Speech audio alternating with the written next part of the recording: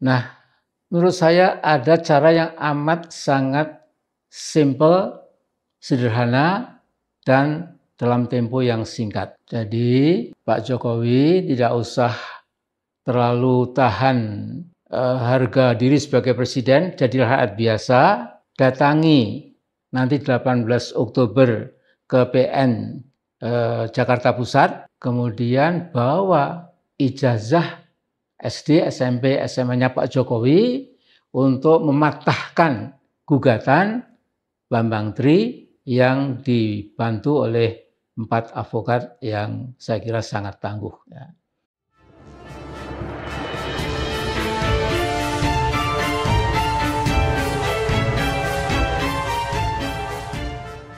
Assalamualaikum warahmatullahi wabarakatuh. Salam sejahtera untuk kita semua. Salam budaya. Sahabat-sahabat tercinta sebangsa dan setanah air yang sangat saya hormati, Ketua Majelis Syuro Partai Umat Amin Rais tampaknya sedang pamer kebodohan yang amat kontras di balik ketokohannya sebagai sosok intelektual yang pernah dikagumi banyak orang. Namun sejak ia diduga kuat mengidap sindrom kebencian yang sudah mencapai level akut, tingkat kecerdasan Mbah Amin Rais langsung drop, bahkan nyungsep hingga ke level minus.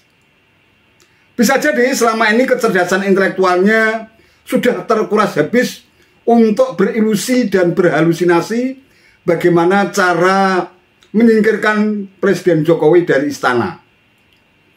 Dampaknya ternyata luar biasa dahsyat. Jangankan untuk memikirkan hal-hal yang sedikit agak rumit, hal-hal yang simpel dan sederhana sekalipun selevel anak SD misalnya, Mbah Amin sudah tidak sanggup. Lihat saja tingkah Mbah Amin Rais yang begitu gampang terkena hoax dan hasutan Bambang Trimulyono dan Suki Nur yang kini mereka berdua harus mendekam di penjara terkait dengan fitnah ijazah Jokowi palsu.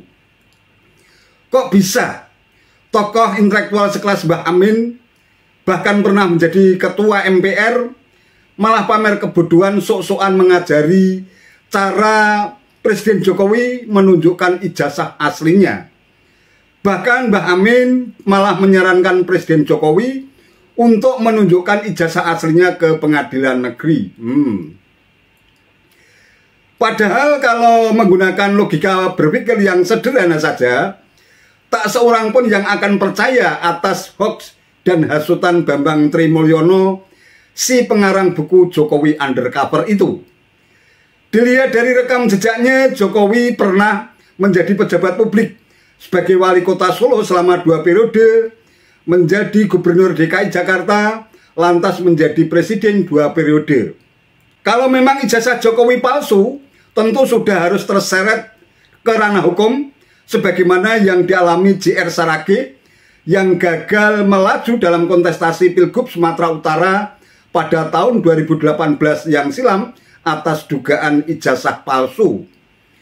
Atas kebodohannya itulah Mbah Amin Rais sontak dibungkam ex-komisioner KPU Juri Ardiantoro yang ikut menjadi pelaku atas proses validasi keabsahan berkas-berkas Presiden Jokowi termasuk ijazah. Saya ingin sedikit memberikan masukan atau urun rembuk bahwa nanti kegaduhan yang sudah sangat intens sekarang ini, yaitu gugatan Saudara Bambang Tri terhadap ijazah SD, SMP, dan SMA yang dimiliki Pak Jokowi itu diyakini, diduga keras merupakan ijazah palsu. Kemudian saya kira Bambang Tri itu didampingi oleh kuasa hukum yang saya kira juga cukup tinggi kualitasnya, nggak usah kita ragukan, yaitu antara lain Profesor Dr. Egy Sujana, SH,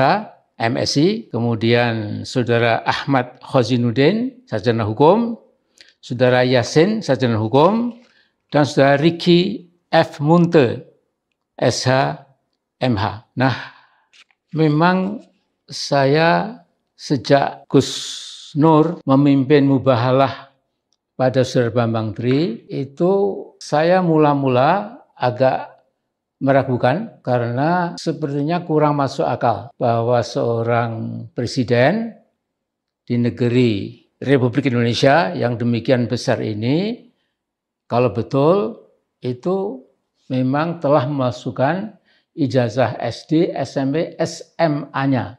Nah, menurut saya ada cara yang amat sangat simple, sederhana, dan dalam tempo yang singkat. Jadi Pak Jokowi tidak usah terlalu tahan harga diri sebagai presiden, jadilah rakyat biasa, datangi nanti 18 Oktober ke PN Jakarta Pusat, kemudian bawa ijazah SD, SMP, SMA-nya Pak Jokowi untuk mematahkan gugatan Bambang Tri yang dibantu oleh 4 advokat yang saya kira sangat tangguh. Ya. Jadi ini misalnya Pak Jokowi, ada orang menuduh Amin Rais ternyata ijazah SD, SMP, SMA-nya itu hoax, ya, palsu, ya, muzayyaf dalam bahasa Arabnya itu, tidak asli. Ya. Nah maka saya tinggal menunjukkan di pengadilan itu, ya saya akan datang, ya, kemudian saya tunjukkan ini loh ijazah saya SD Muhammadiyah 17 Juli tahun 1956. Yang negeri itu memang sedang missing, sedang saya cari. Ya. Kemudian ijazah negeri SMP Muhammadiyah dan SMP negeri ini ijazah negeri resmi. Di samping itu ijazah Muhammadiyah. Ya. Kemudian ijazah SMA negeri, ya, di samping ijazah sekolah Muhammadiyah. Ya. Jadi SD 17 Juli 1956, SMP 14 Juli 1959, SMA 10 Juli 1962. Ya.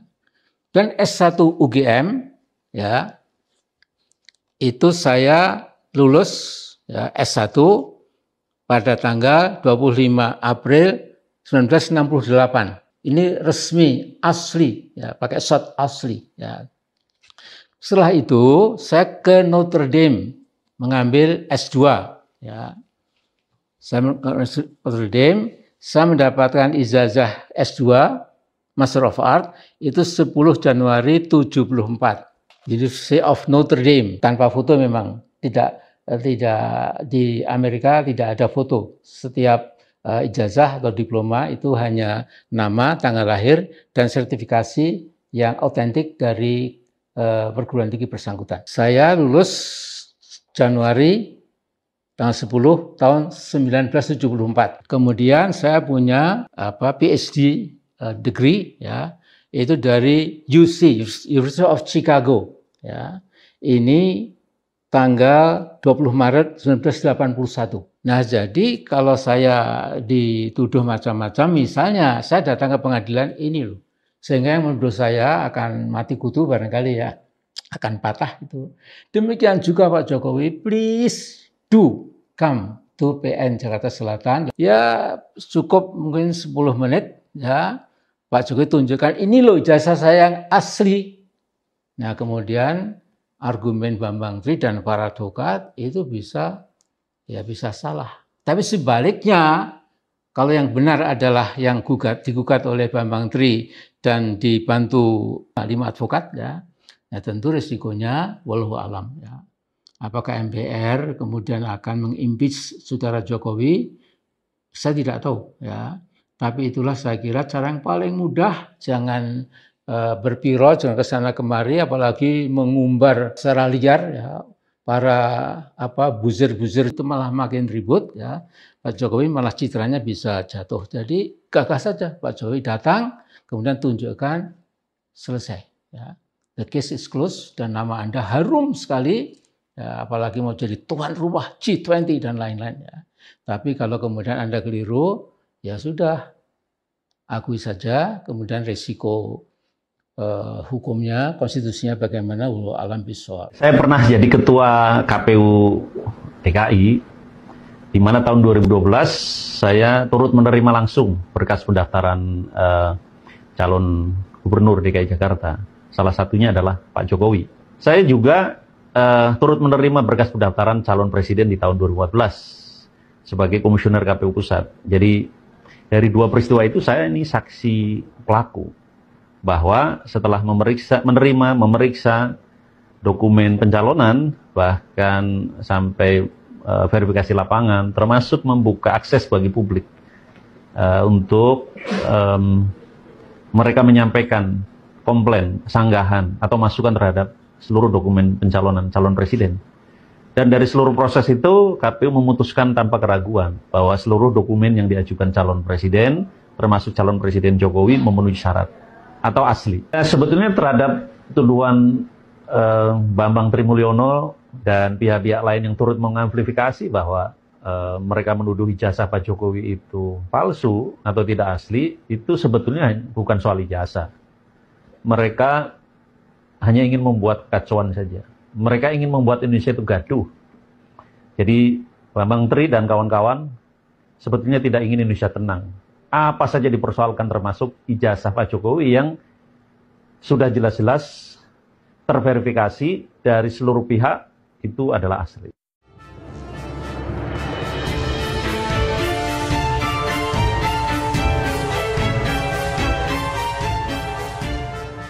Sahabat-sahabat tercinta sebangsa dan setanah air yang sangat saya hormati, begitulah kalau kadar intelektual seseorang, termasuk Mbah Amin, sudah digerogoti virus kebencian.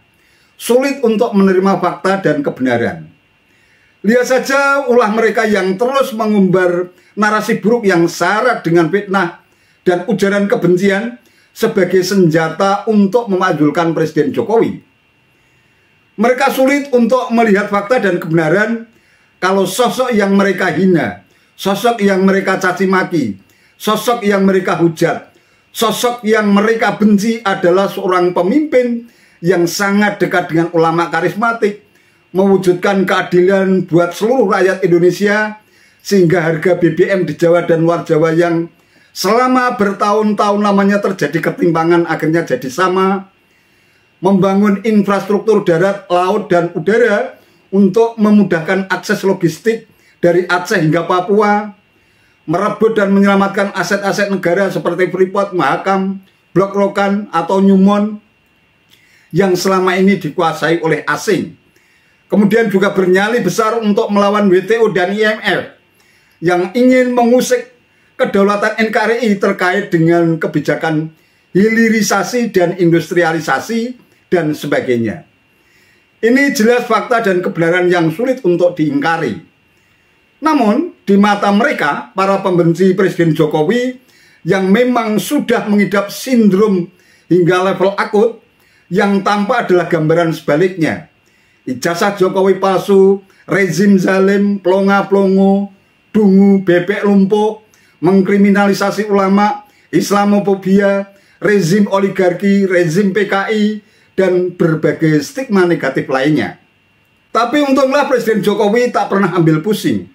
Kalau diikuti tabuhan gendang politik mereka, habis waktunya hanya untuk mengurusi para pembuat gaduh dan predator kekuasaan, sehingga justru menjadi penghambat untuk mewujudkan impian besar Indonesia menjadi negara besar dan maju dengan kekuatan ekonomi terbesar keempat atau kelima di dunia saat Indonesia mencapai usia 1 abad Indonesia emas 2045. Selain itu, mereka yang terus berteriak-teriak mengatasnamakan rakyat dengan mengangkat isu ijazah palsu sebenarnya hanya rekayasa mereka sendiri dengan menggunakan Bambang Trimulyono sebagai rujukan dan bemper. Lantas mereka menciptakan hoax sendiri, dibikin gaduh sendiri, lalu yang diminta untuk bertanggung jawab justru malah Presiden Jokowi. Aneh dan ironis. Dalam situasi gaduh yang memang sengaja direkayasa sedemikian rupa, Mbah Amin pun terpancing dan sok-sokan ngajari cara membuktikan ijazah asli untuk Presiden Jokowi. Duh, Mbah Amin nyebut ya, bikin malu anak cucu. Kebodohan kok dipamerkan di tempat umum. Wallahu a'lam bishawab.